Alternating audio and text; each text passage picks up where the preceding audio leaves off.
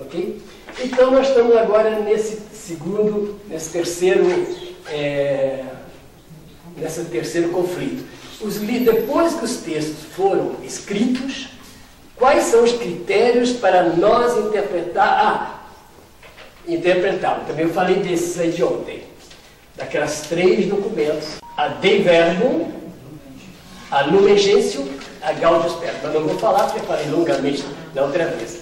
Agora eu vou falar do conflito mais linguístico, um pouquinho mais difícil, mas eu vou explicar bem simples. O que eu chamaria o conflito interpretativo linguístico? São duas, sempre é uma tensão, né? São duas correntes de ideias, ou melhor, nós temos 2 chaves para ler os textos. Eu vou dizer as palavras feias, depois eu traduzo. Uma chave hermenêutica e uma dogmatista. Eu vou explicar direitinho. Esse foi o grande conflito, agora, para interpretar, continuar interpretando os textos. Hoje, por exemplo, nós vamos ler um texto do Vaticano II, hoje. Nós temos esse conflito de interpretação. É isso que vocês estão sentindo na igreja de Belo Horizonte. Eu vou tentar agora passar para vocês, vou colocar as palavras técnicas, mas eu explico bem facilmente. É a hermenêutica e a dogmatista.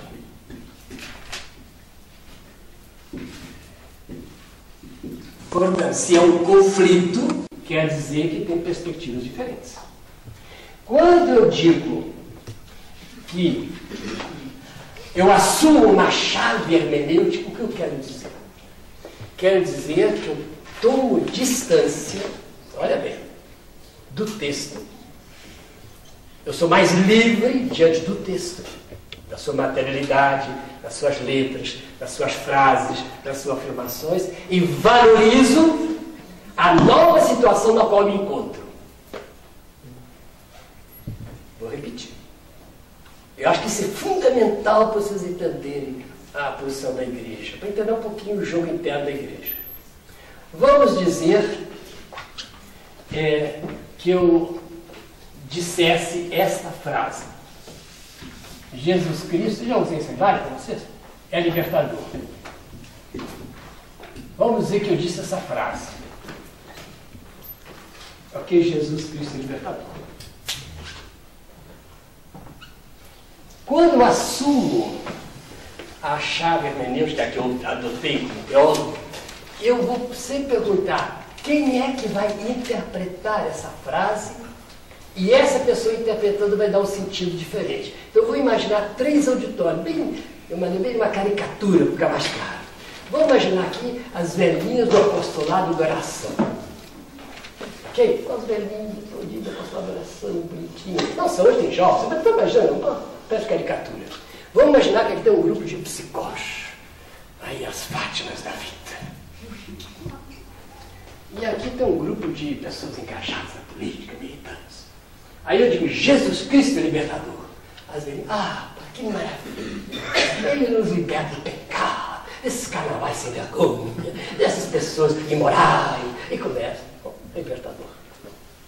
Chega aí o grupo: que maravilha, Jesus libertador. Dos meus traumas, das minhas neuroses, do meu estresse. Eu estou tão abatido. Jesus me liberta. Aleluia, aleluia, aleluia. Me faz feliz. Libertador, esse mesmo é contra a injustiça. Ele é do PT, ele lutou contra ele.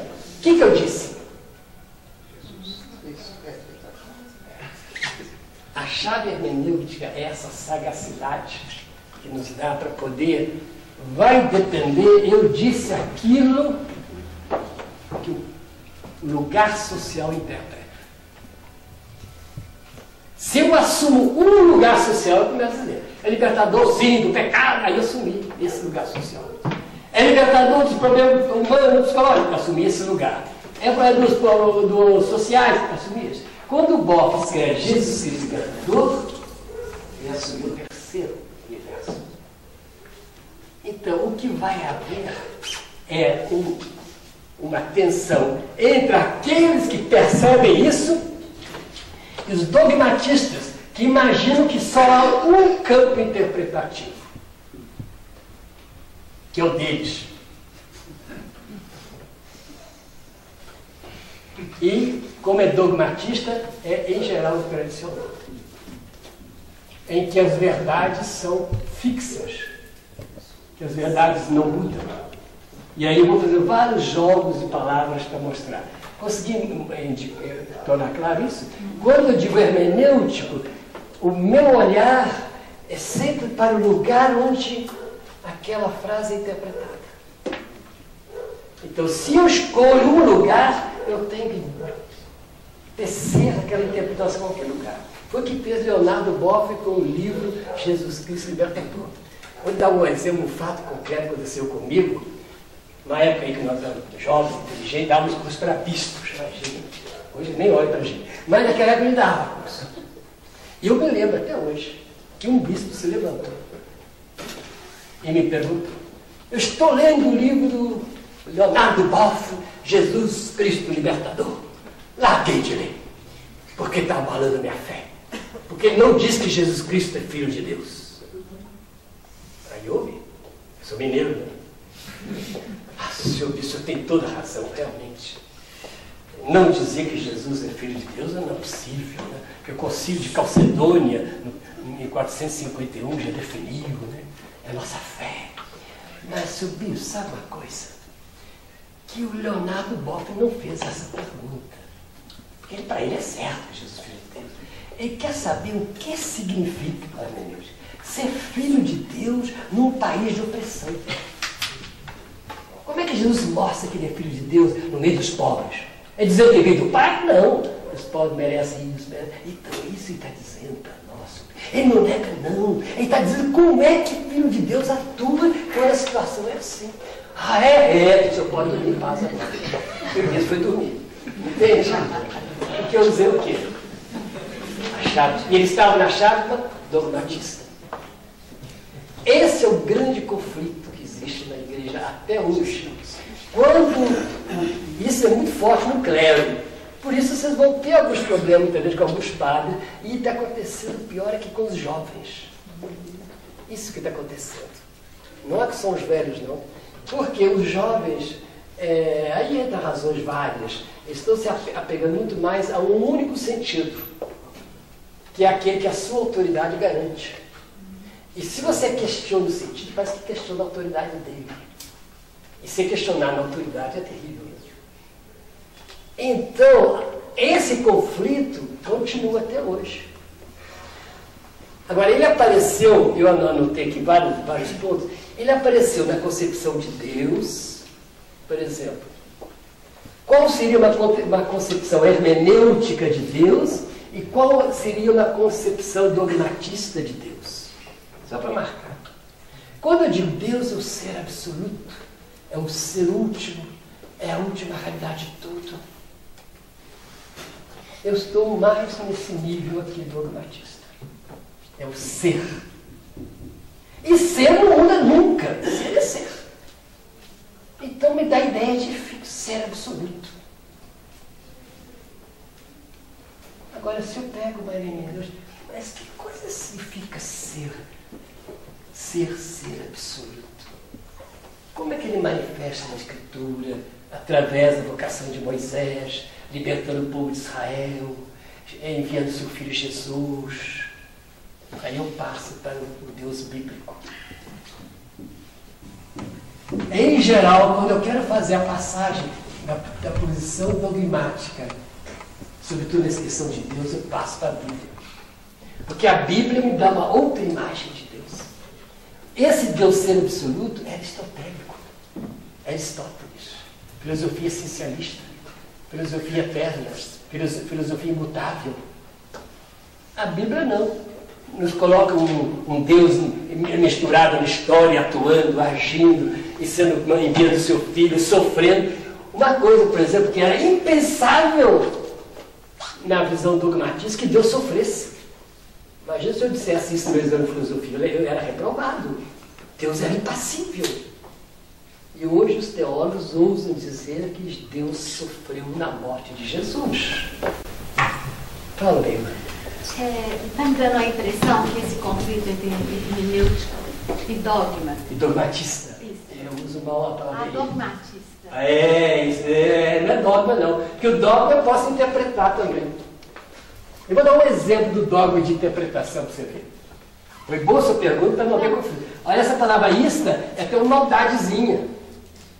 É bom saber que em português, em geral, digo em geral, porque sempre há exceção, a terminação ismo, ista, ismo, é negativa. Em geral, em português.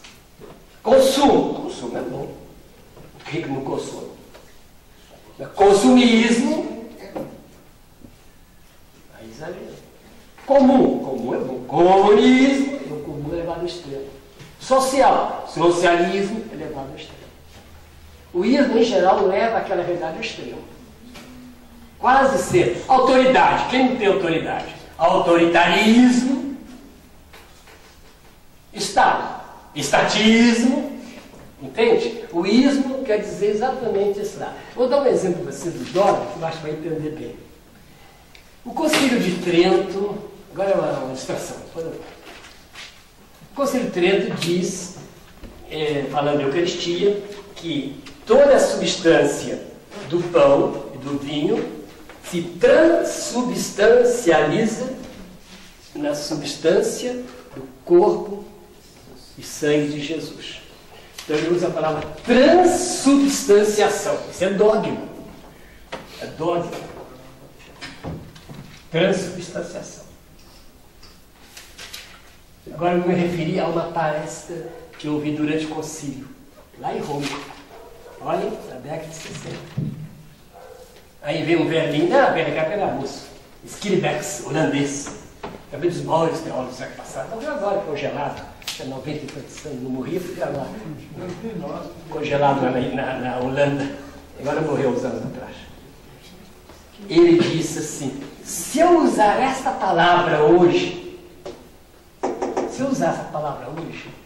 uma jovem, por exemplo, que estuda na universidade, vai dizer, mas padre, pão, uma substância, pão são tanta substância. Ela vai no quadro negro e enche. Tem isso, tem essa substância, tem essa substância, tem essa outra substância, tem essa outra. E o corpo humano, diga para o doutor aí, o corpo humano tem uma substância só. Imagina, uma substância no nosso corpo humano. Você acha milhões, não é isso?